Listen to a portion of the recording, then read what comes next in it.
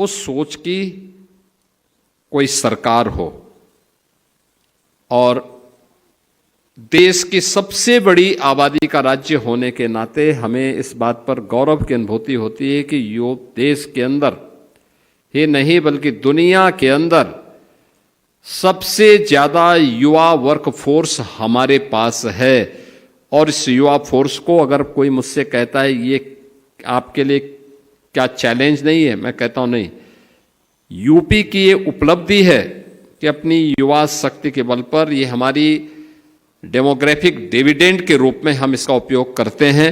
हां, इस स्केल को स्किलिंग के साथ जोड़ करके हम यूपी की इकोनॉमी को अब आगे बढ़ाने का काम कर रहे हैं और आज उसके परिणाम हम सबके सामने आए हैं। मैं आभारी हूं आज के दिन पर प्रधानमंत्री मोदी जी का, जिन्होंने देश के अंदर पहली बार 2014 में आने के बाद स्किल डेवलपमेंट का एक मंत्रालय गठित किया और राज्यों को भी स्किल डेवलपमेंट के लिए प्रेरित किया। उससे पहले लोग इसको केवल सीमित कर देते थे, एक औपचारिकता रह जाती थी। स्किल डेवलपमेंट विभाग खुलने के बाद, मंत्रालय गठित होने के बाद उसने जो प्रगति की, अभी मैं उसके कुछ आंकड़े आपके सामने प्रस्तुत करूंगा।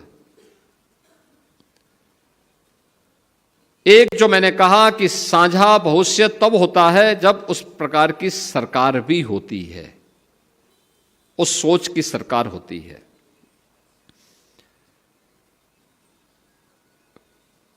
2017 आप में से जितने युवा हैं, तब आप अपने मां बाप के साथ बच्चे रहे होंगे, यानी 10 वर्ष पहले। स्वाभाविक रूप से मां बाप के ऊपर पूरी तरह आश्रित,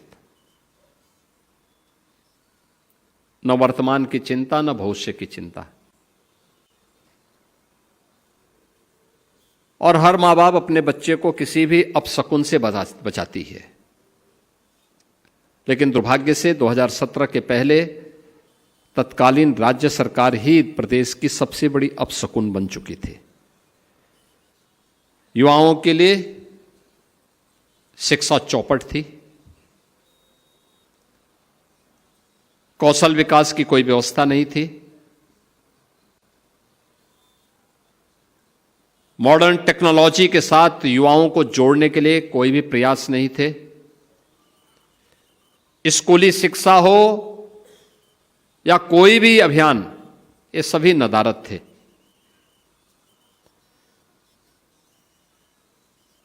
असुरक्षा का वातावरण था,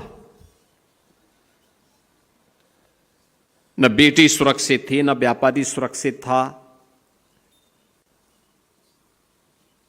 युवा के सामने पहचान का संकट था। अगर किसी ने कोई डिग्री ले ही ली, कहीं से कोई जा करके प्रयास करके कोई डिग्री, कोई डिप्लोमा, कोई सर्टिफिकेट प्राप्त कर भी दिया, तो यूपी के अंदर तो काम नहीं था, यूपी के बाहर जाता था तो यूपी के नाम पे लोग वैसे चिढ़ते थे, इसलिए यूपी के बाहर कोई सम्मान भी नहीं था। ये पहचान का संकट था। सरकारी नौकरी पर एक खानदान का अधिकार था।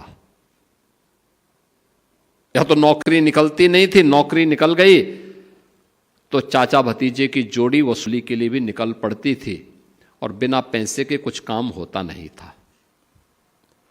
न्यायालय को स्टे करना होता था।